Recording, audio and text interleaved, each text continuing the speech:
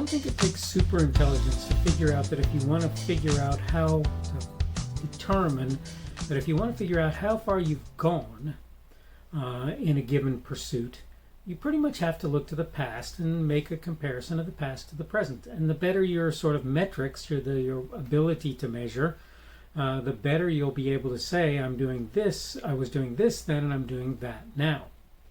And I wanted to talk today about something that is an odd sort of way to make a measurement of certain sorts of social constructs, certain sorts of things that are happening in our world in the modern day, and particularly in the United States. And this has got to do with funnily enough, it sort of all comes out of my recollection of a movie that came back, not to haunt me, but to kind of give me a clue about what things were like in the past. Not too far. We're not going too far back. We're going a mere 35 years, which is not a very long time at all. But we're going to talk about that movie, and the subject that I chose today is That's a Guy. And that's what we're going to discuss on today's Daily Summation from Kurt's Religion and Politics. I'm your host, I'm Kurt, and today is Saturday, the 12th of June of 2021. Thank you for everybody who's here on Rumble, on the podcast, on YouTube, or wherever you happen to be tuning in, as it might be. Hope that you enjoy what you hear today and that you find that it's useful and beneficial when maybe talking to others. Again, the subject today is That's a Guy. You'll excuse my accent. I should kind of disclaim. I spent the years between 8 and 16 living in Australia. So didn't have to, but in order to sort of fit in, I sort of fabricated an Australian accent, and it may not be the world's best, but there it is, right? There it is. So I'm going to read my notes real quick so that you have some idea what we're talking about today. It's hard to believe the original Crocodile Dundee movie was put out in 1986. For those keeping count, and quite frankly for those of you who are not, and that's my little add-in, that's 35 years ago. 35 years. Most people, when they think about that movie, think about one particular scene. And it is the scene where Mick Dundee is dealing with a ruffian in New York City, and he looks at the knife that the guy has pulled out and he says, "That's not a knife." And then, of course, he says, This is a knife," and holds up the knife, his knife that he carries, right? And that's a favorite scene for most people, for many people, when they think about that movie. I literally saw somebody use it just recently, in fact. But I wanted to take a moment to address a couple of lesser remembered scenes from that movie. And I wanted to talk about Mick Dundee's response in the first of those scenes, and I wanted to talk about the what I call the strop character, Mickey or whatever his name was, the cab driver, right, in that movie. I want to talk also about the crowd's response to that first event. And then I want to talk about the lady later on with a deep voice and a large frame who Dundee encounters at a swank party, right? And I also want to talk about the idea of knowing what it feels like to be the opposite sex. So, again, imagine this. 35 years ago, Paul Hogan, who was at the time a well-known Australian comedian, and probably to some small measure, not a large one, is considered a national treasure by many Australians, starred in a movie called Crocodile Dundee. And we all know the basic concept behind the movie. We all know what it was about. Again, if you've seen the movie, most people's favorite scene was the "That's not a knife" scene. But I wanted to take a moment to talk about the scene where Mick Dundee has gone to one of the local bars and is hanging out with his friend who's a taxi driver who's made acquaintance of while he's in New York City. And so he's with his friend, and I forget the friend's name. It's not really significant.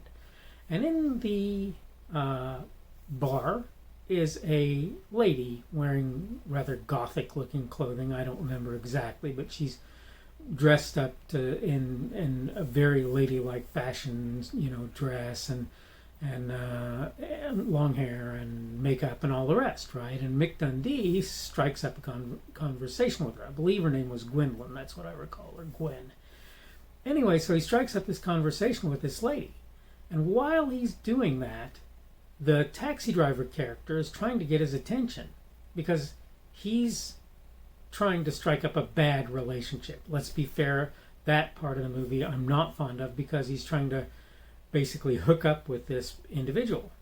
But the thing is, what he doesn't realize is that, well, so he doesn't realize something, and this other character is trying to tell him what it is.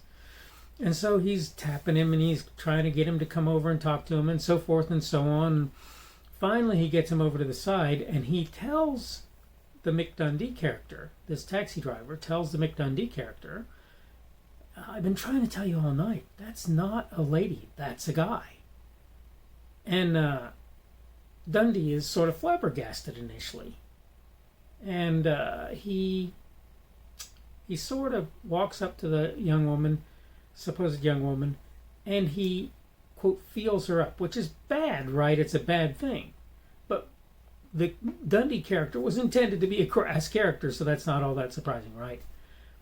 And he finds out that's a guy, right? That's his response.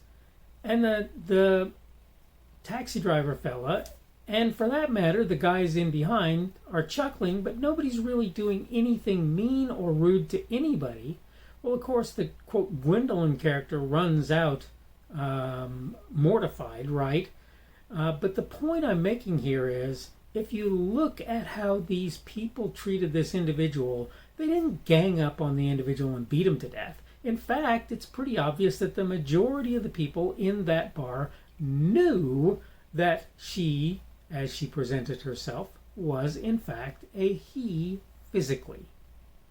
This is something we pretty much realized to be the case. They knew that that was true.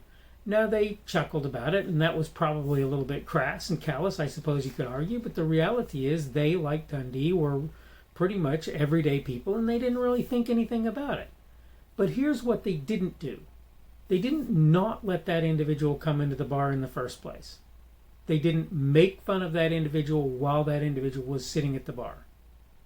They didn't laugh at the individual until an awkward situation occurred, in which case they really were laughing at the awkward situation, not at the person. And they were as much laughing at Dundee as they were at that individual for not being aware that that was the case. Now, to be fair, he didn't really have any reason to believe that, and the result that she was a he, and the result is that he didn't. He's going like, I don't really. I'm just treating this like this individual is who they appear to me to be. So nobody in that situation really, until it came time for that individual to, quote, flirt with Dundee and Dundee to respond, nobody really said or did anything to them of any kind of bad sort. Bartender served them. They sat on the bar stool without anybody bothering them. Nobody messed with them. And I want you to keep in mind, this is 35 years ago. And I wanted to kind of touch on one last thing. Look, I'm a guy, and I've been a guy my entire life. Sorry, that's the reality. If you're a lady, I'm just going to tell you, I have no idea what it feels like to be you. No clue. And guess what? You have no idea what it feels like to be me either. Or any other man, for that matter, if you're a woman. You have no idea if you're a woman what it feels like to be a man. You have no idea if you're a man what it feels like to be a woman. These are the things that I wanted to bring forward. I wanted to point out that literally 35 years ago, it would be a very common thing for what at the time would have been referred to as a transvestite. These days might be referred to as transgender or gender fluid or any number of other things. But people just left that individual alone and let them do what they were doing. And this is very much how things happen in the United States for most people. It's a very small number of people that do otherwise. All right, I need to go ahead and wrap up, so I'm going to go ahead and do that now. This is the Daily Summation from Kurt's Religion and Politics. I'm your host. I'm Kurt. Today is Saturday, the 12th of June of 2021. I'm glad to have had you aboard today, whether on Rumble, on YouTube, on Rumble, on YouTube, on the podcast. Excuse me, lost myself there for just a second. Remember that you can give me a positive rumble on Rumble, which is my preferred platform. You can also give me a negative rumble if you feel the need to do so. You can give me a like or a thumbs up on YouTube, and you can give me a dislike or a thumbs down on YouTube as well. Remember that you can comment on either one of those platforms. Hopefully you're doing well today. Thank you for joining me. Keep in mind what I'm saying here. I'm not saying that I'm not saying that situations are perfect, and I'm not saying that there aren't bad people out there, but in general what I'm saying is most people just don't care if you choose to be a transvestite, transgender, or whatever. So just keep that in mind. This is, and it's been that way for more than 35 years, I promise. I never worried about that ever. In any case, I hope you're doing well today. Hopefully we'll see you again on tomorrow's Daily Summation.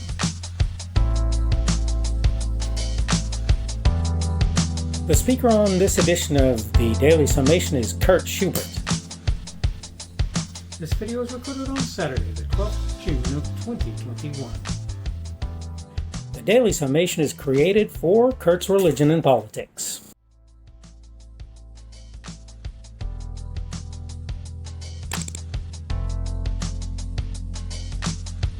Thanks for watching this edition of the Daily Summation from Kurt's Religion and Politics. I hope you found it entertaining or instructional, or maybe both. If you want to see more from me, you can go to blogs.kpschubert.com. That's blogs.kpschubert.com. I am on Twitter, Parler, and Minds.com. My handle on each of those is @kpschubert. That's @kpschubert. I have a Rumble and a YouTube channel. They are the Kurt's Religion and Politics channels on Rumble and YouTube. I have a Facebook page. The Facebook page is Kurt's Religion and Politics as well. I am on Patreon. If you want to support me, that's one of the better places you can do that. And you will find me at Kurt's Religion and Politics on Patreon. I have a podcast. The podcast is podcasts with an S .kpschubert.com. That's podcasts.kpschubert.com. I think you should be able to find me with relative ease on Apple Podcasts, Google Podcasts, and Spotify as well. The best way I find to do that is to look for Kurt's Religion and Politics. You can try to use the Daily Summation. I find that it doesn't work as well as a general rule, but you can always try that. I'm glad to have you aboard today, and hopefully we will see you again tomorrow.